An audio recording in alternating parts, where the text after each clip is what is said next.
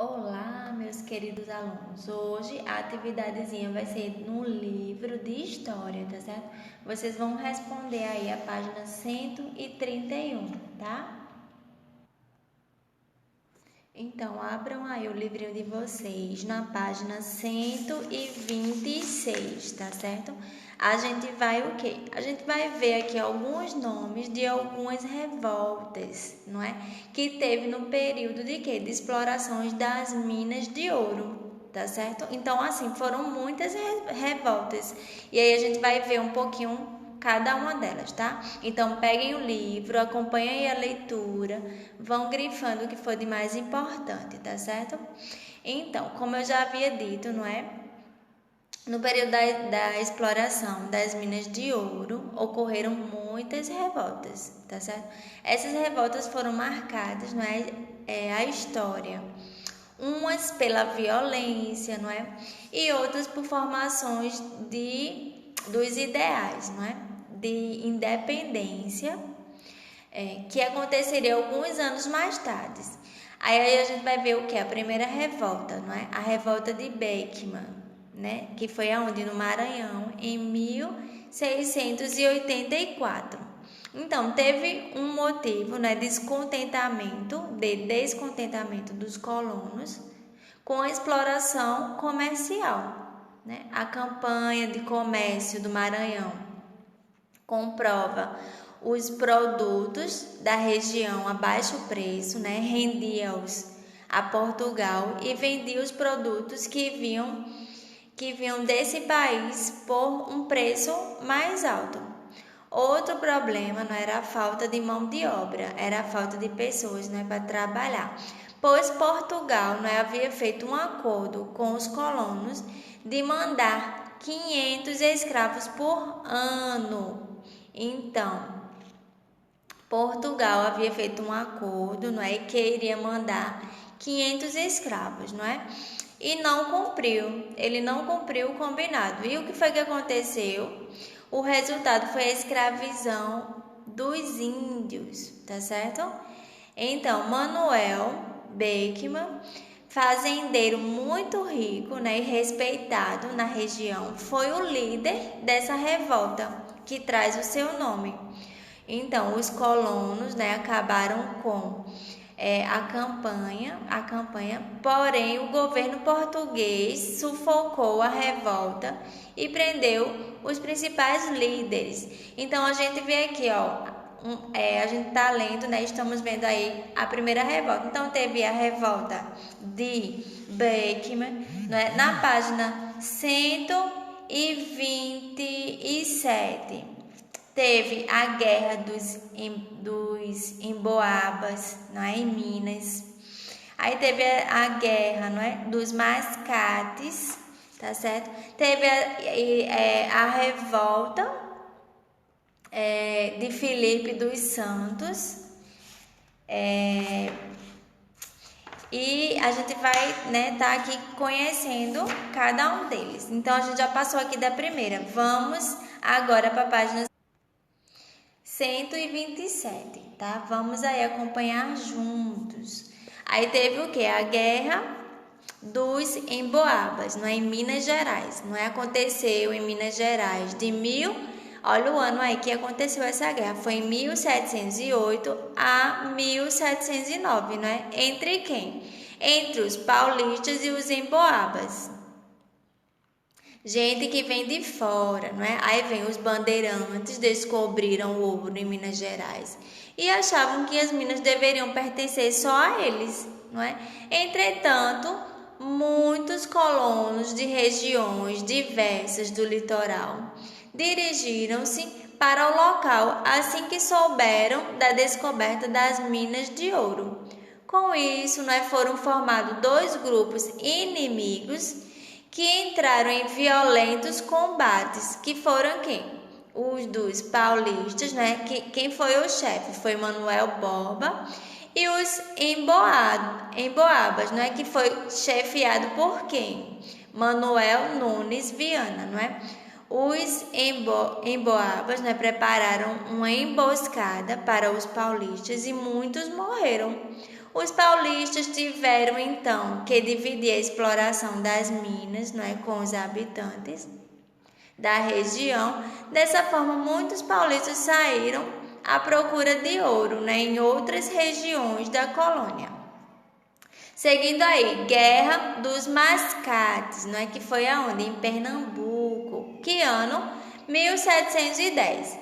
Em Pernambuco, a expulsão dos holandeses e a consequente crise da economia açucareira haviam lançado a aristocracia rural da vila pernambucana de Olinda em dificuldades econômicas, ainda que mantendo seu poder político, mesmo o Recife se tornando o centro econômico de Pernambuco, ele ainda era submetido ao poder da aristocracia olindense, né? A emancipação de Recife, por conta de seu enriquecimento pelo comércio e pelo empréstimo aos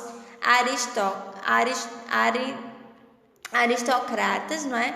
Bancados pelos comerciantes recifenses, apelidados de mascates, gerou revolta nos holandeses, dando início à Guerra dos Mascates. O governo português, por meio do governo nomeado Félix, pôs fim ao conflito, mantendo a independência de Recife e tomando, no ano de 1711, na capital de Pernambuco, no lugar de Olinda.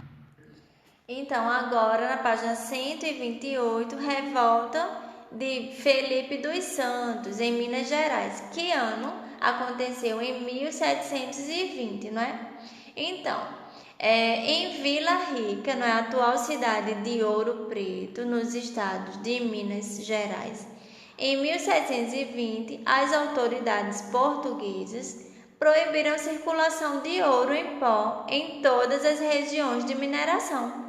O minério só podia ser negociado depois de fundido, selado e quintado. O que é esse quintado? Olha aí, está dentro do parênteses. Quintado é o quê? É descontado 1/5 de seu peso para o pagamento de impostos a quem? A coroa, tá certo? Então, grifem aí que também essa parte é muito importante. Nas casas de fundição, os mineiros, chefiados por Felipe dos Santos, revoltaram-se e exigiram que o governo mandasse fechar as casas de fundição e diminuísse os impostos, tá certo? Aí logo aí abaixo aqui, a Conde de Assumar, nome Dom Pedro Miguel de Almeida, Portugal, de Vasconcelos, sem condições de enfrentar os revoltosos, negociou algumas propostas, procurando ganhar tempo, mas assim que recebeu os reforços, reprimiu violentamente a revolta, queimando casas e fazendo muitas prisões. Seu principal líder, o português Felipe dos Santos, foi condenado à morte, enforcado e esquartejado. Então, história é isso mesmo, tá? É leitura, não é entender o que a gente está lendo. Vamos agora para a página 129, né? Inconfidência Mineira, em Minas Gerais, em 1789, não é?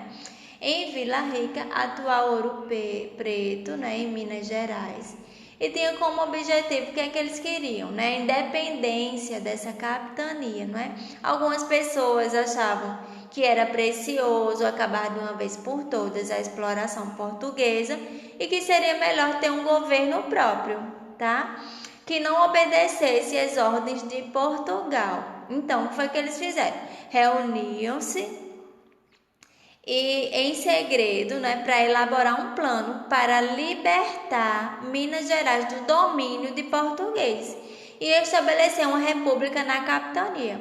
Os inconfidentes eram pessoas ricas e instruídas, não é, Mas havia entre eles pessoas que não tinham muitas posses, como quem? Como Joaquim José da Silva Xavier, chamado de Tiradentes. Então, Tiradentes foi quem? Foi Joaquim da Silva Xavier, não é? Então, e essa pessoa aí citada não tinha muitas posses, não tinha muitas riquezas, tá? Que é o que tem aí na imagem. Então, Joaquim, não é? Joaquim Silvério dos Reis, componente do grupo, traiu seus companheiros, né? E denunciou ao governo de Minas Gerais, Visconde de Barbacena, não é? Derrama a cobrança dos impostos atrasados. Foi uma surpresa, né? E os inconfidentes presos. Tiradentes, chefe do movimento, foi condenado à morte e no dia 21 de abril, né, de 1792 foi enforcado, esquartejado e as partes do seu corpo foram colocados em postes, não é, ao longo do caminho do Rio de Janeiro para as minas em Vila Rica, como exemplo para que não houvesse mais nenhum movimento, né, de revolta contra os portugueses. Chegamos aqui na última página, na página 130, e vamos ver aqui, Conjuração Baiana ou Revolta dos Alfaiates, não é, na Bahia, em 1798, né?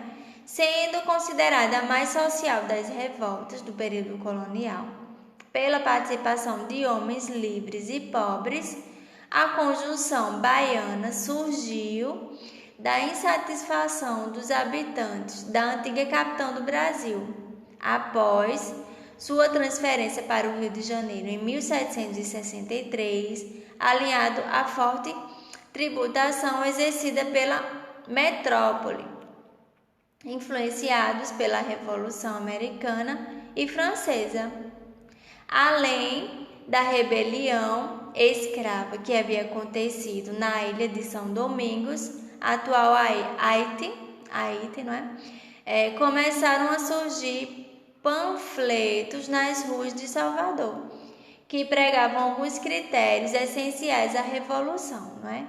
Então, o que é que diz aqui abaixo, né? Libertar a colônia, né, de Portugal e transformá-la em uma república, acabar com a escravidão, melhorar as condições de vida das pessoas mais pobres e aumentar o saldo dos soldados, tá certo?